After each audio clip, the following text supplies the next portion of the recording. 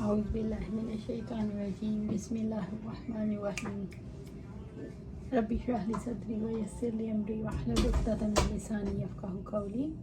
سود کھلانے والے کا بیان۔ ارشاد باری تعالیٰ ہے، اے ایمان والو، اللہ تعالیٰ سے ڈرو، اور اگر تم واقعی مومن ہو تو جو سود باقی رہ گیا ہے اسے چھوڑ دو، اور اگر تم نے ایسا نہ کیا تو اللہ تعالیٰ اور اس کے رسول کی طرف سے بڑی جنگ کا اعلان سن لو، اور اگر توبہ کر لو تو تم صرف اپنے اصل مال کے حقدار ہو، نہ تم کسی پر ظلم کرو اور نہ تم پر ظلم کیا جائے، اور اگر مقروض تنگ دست ہو تو اسے ثانی تک مہلت دینا لازم ہے، اور یہ کہ تم رئیس المال صدقہ کر دو تو یہ تمہارے لیے بہت بہتر ہے اگر تم جانتے ہو، اور اس دن سے ڈرو جس میں تم اللہ کی طرف لوٹائے جاؤ گے، پھر وہاں ہر شخص کو اس کے اعمال کا پورا پورا بدلہ ملے گا اور ان پر ظلم نہیں کیا جائے گا۔ ابن عباس رضی اللہ تعالیٰ عنہ بیان کرتے ہیں کہ یہ آخری آیت ہے جو نبی صلی اللہ علیہ وسلم پر نازل ہوئی۔ حضرت عون بن ابو جحیفہ رحمۃ اللہ علیہ سے روایت ہے، انہوں نے فرمایا، میں نے اپنے والد گرامی کو دیکھا، انہوں نے ایک غلام خریدا جو پچھنے لگاتا تھا۔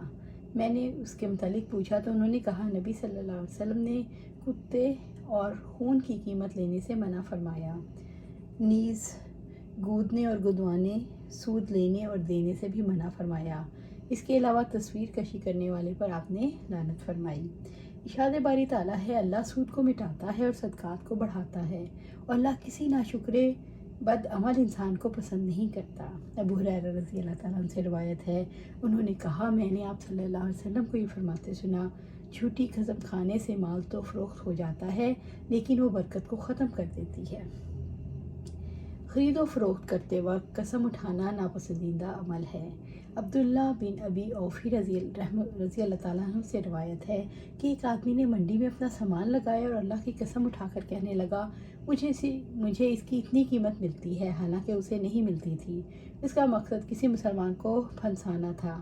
اس کے متعلق یہ آیت نازل ہوئی، جو لوگ اللہ کے عہد اور اپنی قسموں کے عوض بہت کم قیمت لیتے ہیں۔ پیشہ زرگری کے متعلق ہدایات۔ ابن عباس رضی اللہ تعالیٰ عنہ سے روایت ہے کہ نبی صلی اللہ علیہ وآلہ وسلم نے فرمایا، حرم کی گھاس نہ کاٹی جائے، تو حضرت عباس رضی اللہ تعالیٰ عنہ نے عرض کیا، مگر اذخر، کیونکہ وہ ان کے ہمارے زرگروں اور گھروں کے کام آتی ہے، تو آپ صلی اللہ علیہ وسلم نے فرمایا، ہاں، اذخر کاٹنے میں کوئی حرج نہیں۔ علی رضی اللہ تعالیٰ عنہ سے روایت ہے، انہوں نے فرمایا کہ مال غنیمت میں مجھے ایک اونٹ حصے میں ملا، اور نبی صلی اللہ علیہ وسلم نے مجھے ایک اور اونٹ خمس میں سے دیا۔ جب میں نے حضرت فاطمہ بنت رسول صلی اللہ علیہ وسلم کی رخصتی کرانے کا ارادہ کیا تو بنو قینقاع کے ایک زرگر سے طے کیا کہ وہ میرے ساتھ چلے اور ہم اذخر کاٹ کر لائیں۔ میرا ارادہ یہ تھا کہ میں اسے سناروں کے پاس فروخت کر کے اپنی شادی کے ولیمے میں اس سے کچھ مدد حاصل کروں گا۔ ابن عباس رضی اللہ تعالیٰ عنہ ہی سے روایت ہے کہ آپ صلی اللہ علیہ وسلم نے فرمایا، اللہ تعالیٰ نے مکہ مکرمہ کو حرمت والا قرار دیا، مجھ سے پہلے کسی کے لیے حلال نہ ہوا اور نہ میرے بعد ہی کسی کے لیے حلال ہوگا، میرے لیے بھی صرف دن کی ایک گھڑی حلال ہوا، لہٰذا اس کی گھاس کو نہ اکھاڑا جائے اور نہ اس کے درخت کو کاٹا جائے، اس کا شکار بھی نہ بھگایا جائے اور نہ وہاں کی گری پڑی چیز کو اٹھایا جائے، ہاں وہ اٹھا سکتا ہے جو اس کی تشہیر کرے۔ عباس بن عبد المطلب رضی اللہ تعالیٰ نے عرض کیا، ہمارے سناروں اور گھروں کی چھتوں کے لیے اذخر کی اجازت دیجیے۔ آپ نے فرمایا، ہاں، اذخر کی اجازت ہے۔ راوی حدیث حضرت عکرمہ نے کہا، کیا تم جانتے ہو شکار کے بھگانے سے کیا مراد ہے؟ وہ یہ ہے کہ اسے سائے سے ہٹا کر خود وہاں پڑاؤ کر لے۔ عبدالوہاب نے خالد سے یہ الفاظ بیان کیے کہ ہمارے سناروں اور ہماری قبروں کے لیے اذخر کی اجازت دیجیے۔ کاریگر اور لوہار کا ذکر۔ حضرت خباب رضی اللہ تعالیٰ عنہ سے روایت ہے، انہوں نے فرمایا، میں زمانۂ جاہلیت میں لوہار تھا، معاذ بن وائل کے ذمہ میرا کچھ قرض تھا، میں اس کے پاس اپنے قرض کا تقاضا کرنے آیا تو اس نے کہا، جب تک محمد صلی اللہ علیہ وسلم کی نبوت سے انکار نہیں کرے گا اس وقت تک میں تیرا قرض نہیں دوں گا۔ میں نے کہا، اگر اللہ تجھے موت سے دوچار کر دے اور مرنے کے بعد پھر زندہ کر دے تو بھی میں حضرت محمد صلی اللہ علیہ وسلم کی نبوت سے انکار نہیں کروں گا۔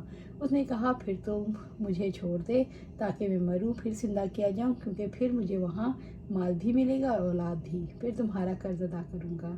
اس وقت یہ آیت نازل ہوئی ہے، نبی صلی اللہ علیہ وسلم کیا آپ نے اس شخص کو دیکھا جو ہماری آیت کا انکار کرتا ہے اور کہتا ہے مجھے ضرور مال اور اولاد ملے گی؟ کیا اسے غائب کی اطلاع ہو گئی ہے یا اللہ سے اس نے کوئی عہد کر رکھا ہے؟ اللہ سبحانہ تعالیٰ سے دعا ہے ہمیں قرآن و سنت پر عمل کرنے کی توفیق دے، اس پر جما دے اور جنت الفردوس کے اعلیٰ مقام پر اپنے پاس گھر عطا فرمائے، آمین یا رب العالمین۔